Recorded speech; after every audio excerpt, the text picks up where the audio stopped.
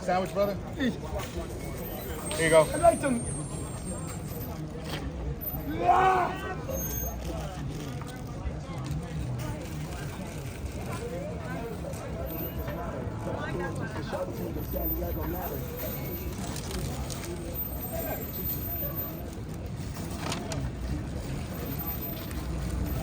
Like a sandwich?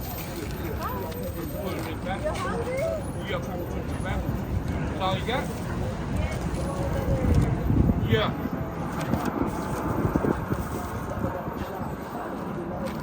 Sorry. You hungry?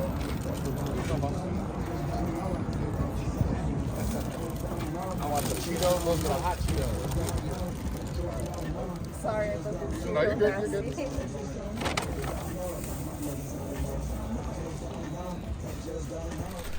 Hello everybody, so thanks for joining me today. Today I have special guests. I have Devina, who came all the way from El Paso, Texas to visit Phoenix, and I have her friend Rod.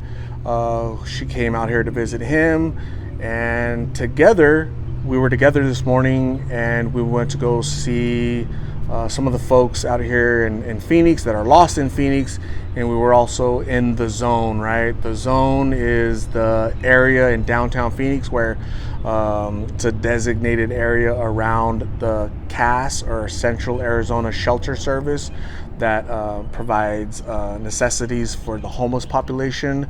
And it just so happens that there's tents and got about 1,000 people living outside of CAS, and the city of Phoenix judge has ordered the city of Phoenix to clean downtown, and so we went down there. Devina was gracious enough to last night make some sandwiches. She brought that Texas love, and we were handing it out today to the folks that needed the most out there in the zone. Devina, how was that experience for you this morning? It was good. It was completely different than back home when I, go out to my community and feed them. So it was definitely eye-opening to see how different it is and how much more people there is out here that need the help. Rod, you've been here in Phoenix for 14 years. You're originally from Los Angeles, but how important is it for you to support your friend Devina in her endeavors to come out here and kind of see what's happening in Phoenix? It's very important for me to support her, knowing that in LA we had a very, very big mass of homeless people out there and encampments out there, and now in Phoenix it's getting similar to that, although there's less population out here, but it's getting close to that. So I feel that what she's doing, supporting her for her hometown, and based on this platform, what you do with Lost in Phoenix will help her get the job done right on what she's trying to do out there in El Paso. Absolutely. And what is it exactly, Devina, that's happening in El Paso and that you're trying to do in your local community? So right now, basically, I'm just trying to go out there and feed them and take them necessities. Also give them the resources that they might need. Sometimes they're ready to surrender from that lifestyle and get help, but they don't know how or where. So I try to make it, not necessarily my duty, but, just to go out there and create the relationship with them. So if they eventually get to the point where they're, hey, I need help, or I want help, I don't want to do this no more, I can always be there and give them the resources that they might need or want. How different is it in Phoenix versus what you're seeing in El Paso? Obviously, there's a big size difference, right? Mm-hmm. El Paso is a very small city compared to fifth largest city in the nation, Phoenix. But was it an eye-opener? Definitely an eye-opener. A lot more people, way more people. Big groupies here. Over there where I'm from, you'll see them here and there. They're, they have communities spread all over, but here, it's just, it's humongous. The homeless community is humongous here. And we actually seen something pretty interesting when we were over there. If you want to describe it. Just, people start fighting. Just crazy, like I say, just different. The fights, the drug use is really big. mental health is also probably a really big factor as well. But it's mostly really important to me to help these people. A lot of them are frowned upon, but like I say, it's important for me because anyone can be living in that lifestyle. I've lived that lifestyle when I was younger. So now I understand them and I do have compassion for them and I do, I feel for them. So I just really want to help them. I think also some of the tips that you shared with us as far as the groups, certain big groups, certain areas, what times and places to hit, the type of individuals, how to look at them, who they are, what to look out for, weapons or not. I think that's also a big tip for her when she goes out there in the other communities to try to help them out. I think everybody that we've seen today was very warm as far as accepting the help. She made some sandwiches. She made a whole lot of sandwiches. She gave out some chips. We gave out a whole lot of water. So I think it's a great next step for what she's going to be doing over there in her community. And Devina, you mentioned you understand them because personally when you were younger, you lived a lifestyle similar to that. What happened to you? So growing up, I struggled a lot with abuse of all sorts. Abuse, physical, emotional. Growing up, my dad was a heroin addict. My mom suffered a lot from mental health. But back then, getting help, just like it now. Well, now I feel it's been more normalized, which is awesome. But back then, reaching out for help was very frowned upon. So my parents did go through it, and especially their parents. So it's kind of like a generational thing that's carried on. My parents, like I say, they struggled both. And just growing up, I don't want to say it pushed me out of the household, but it did a little bit. My dad was also in and out of the system. He's not from here, so, just coming to the United States and being taken back. And, I didn't really have the male authority or a father figure, so I was just, doing my own thing. I started experimenting really young, cigarettes. I was about 7 maybe when I started experimenting with cigarettes. I started running away from home maybe about 13 is when I started hitting the streets. Started experimenting with, narcotics or whatever, with drugs, staying out there on the streets for days. But I had a home, but it's just a dysfunctional household that I did not want to. When I was about 15, I went to juvenile detention. I spent my 16th birthday in a group home. So once I got out, I cleaned up my act a little bit, but I still continued because I still had the, dysfunctional household. I've always been a hard worker, so that kind of helped me stray away from it. About when I turned 18, I got married. I bonded with someone else who as well had their own trauma, dysfunctional household, the drug use, the abuse. We got married and that ended up into a very ugly relationship. And a lot of these girls out here as well, they get involved with, a male and it just turns into like domestic violence or, pregnancy and the kid doesn't get, the child doesn't get taken care of well.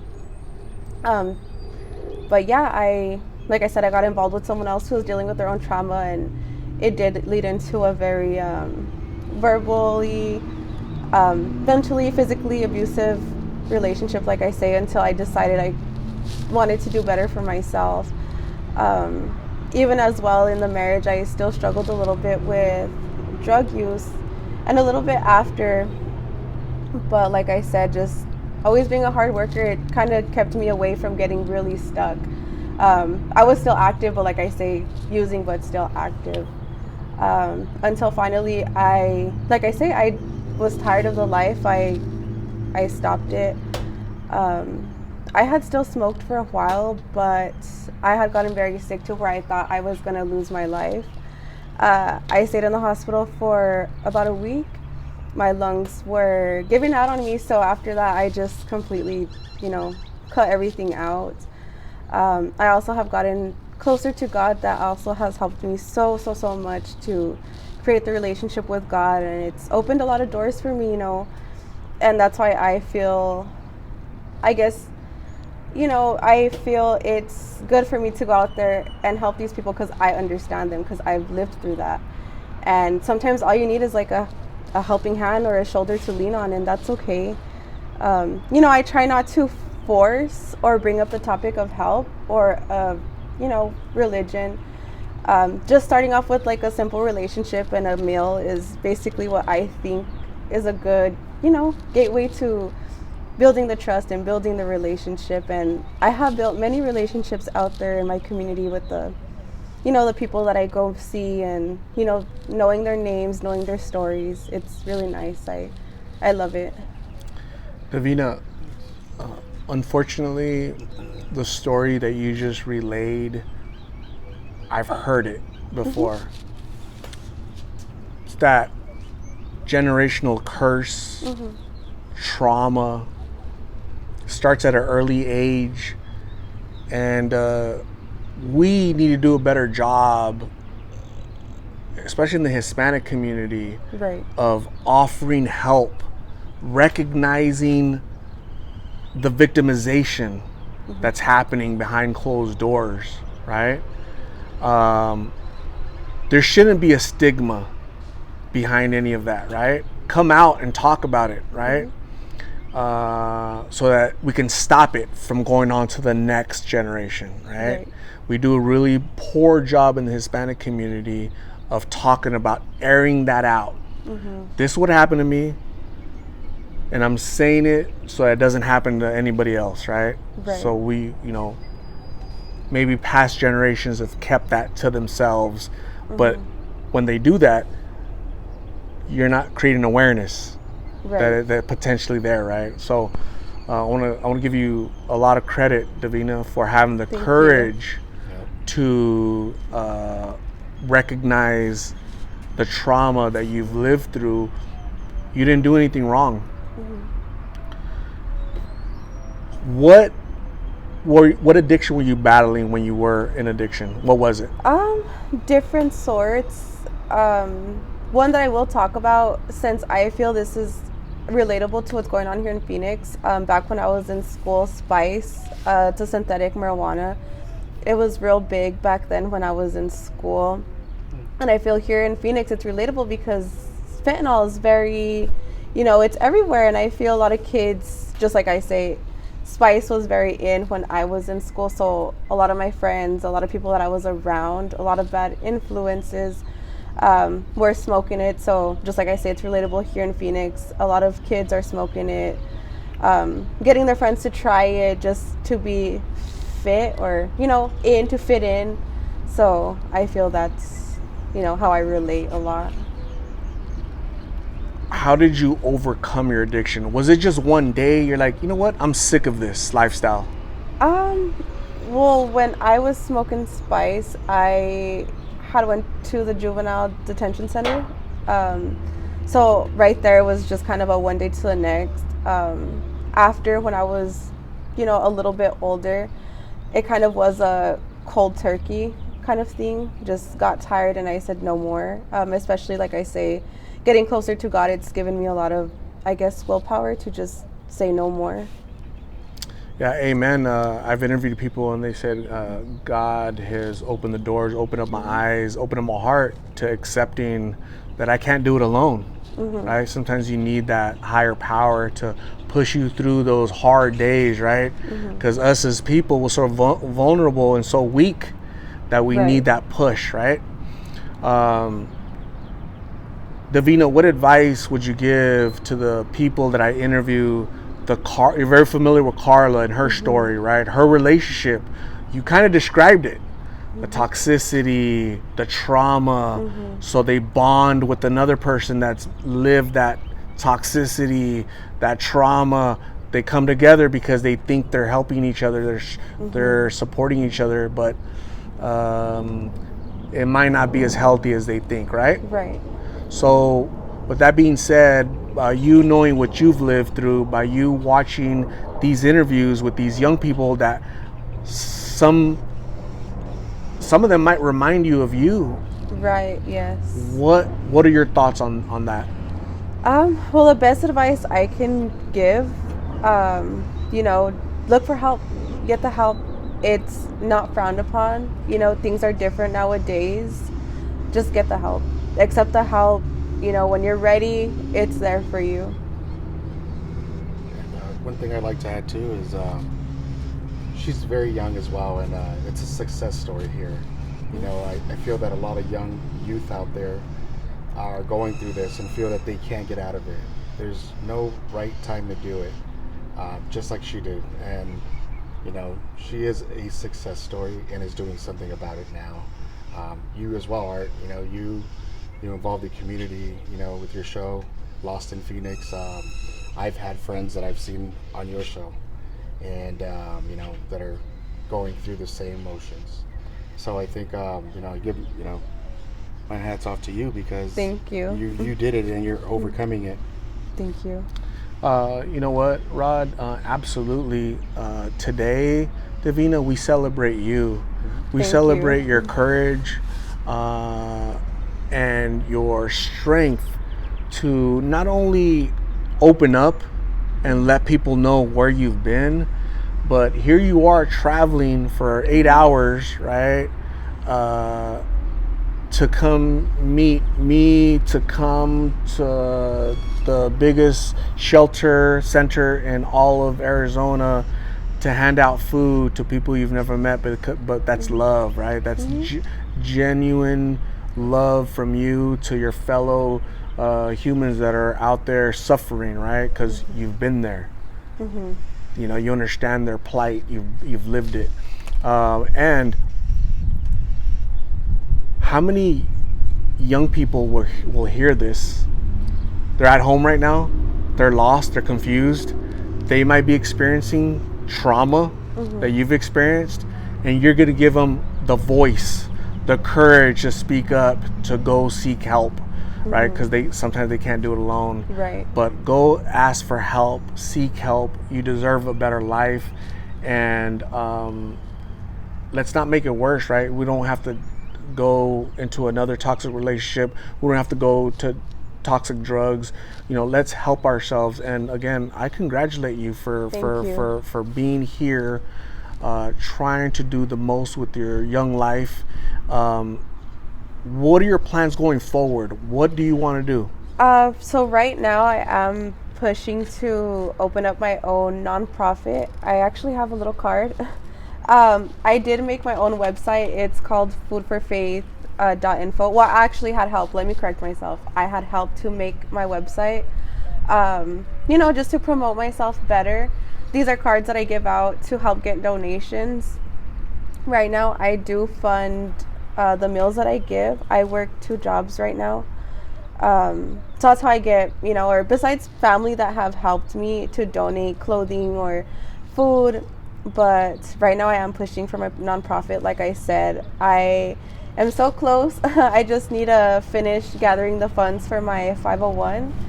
And after that, I think I'll, start to look into more ways to help. But right now, I'm just really focusing on getting my 501. How can people find you if somebody wants to donate to your cause because your story resonates with them? They want to support you.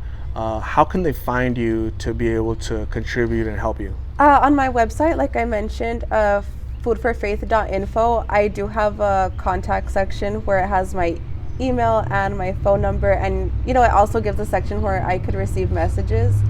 I was also going to be sending you my GoFundMe link as well as my website link, so that's another easy way to get a hold of me. Absolutely.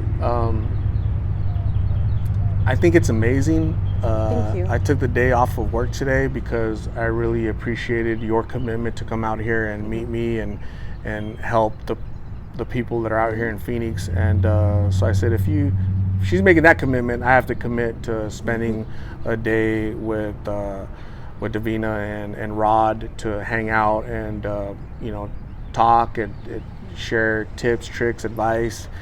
And here we are because I think we're like-minded. Our community is important to us, and we want to see our community doing better, right? We want to see younger people thrive and be successful the way Rod's being successful, the way Devina's being successful, right? We can overcome our obstacles, our challenges, right? I'm pretty sure Rod, I definitely know I myself didn't have the perfect upbringing, but we overcome our obstacles and we design our future, right? We write our next chapter in our life, right? We don't let anybody else write it. So any last message, thoughts, anything else you'd like to discuss, Devina? I just do want to share, you know, my parents are doing fabulous now. My dad's 5 years sober. You know, because like he had fallen back into addiction, but like I say, he's 5 years sober now. My mom did also get help for her mental health, so my relationship with my parents has gotten stronger and stronger. They both have been so supportive, so I actually do want to thank them as well for everything, and even for getting the help and them getting the courage to, you know, like my dad getting sober and my mom getting the help she needed. And you know, like I am also proud of them, and you know, like I say, it's not easy. And I also want to send out the message that, you know, for the parents, not only the kids, but for the parents, that it is okay to go get help and that it's not frowned upon, and it can make things so much better within the household and just healing and, you know, making the relationship stronger. You know, and also just be kind. You never know what anyone is going through. So, you know, just be kind. Be kind to anyone that you cross paths with. Get the help you need. It's there. Rod, any last words? Yes, I want to thank Devina. Also, look up foodforfaith.com. And I also want to thank you, Art, for doing this for everyone out here in Phoenix. I know that people reach out to you from all over the world. You know, Lost in Phoenix is something that's great, something you built, and something we support. So thank you guys all for doing and making a difference. Absolutely. I'm glad that Lost in Phoenix has given you a little bit of inspiration, Devina. That's what it's all about. We pay it forward. This is my way of paying it forward, right? Devina wants to go to her community and help those folks out that are struggling with mental health issues, addiction, homelessness, there's hunger.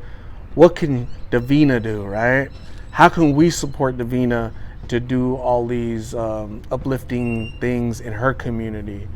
And that's what it's all about, coming together and the community helping the community, right? Because if we wait for a knight in shining armor to come and save us, it's not going to happen. It doesn't exist. That's a fairy tale. It has to be us, right? Grassroots effort for us in the community, lifting our own community, right?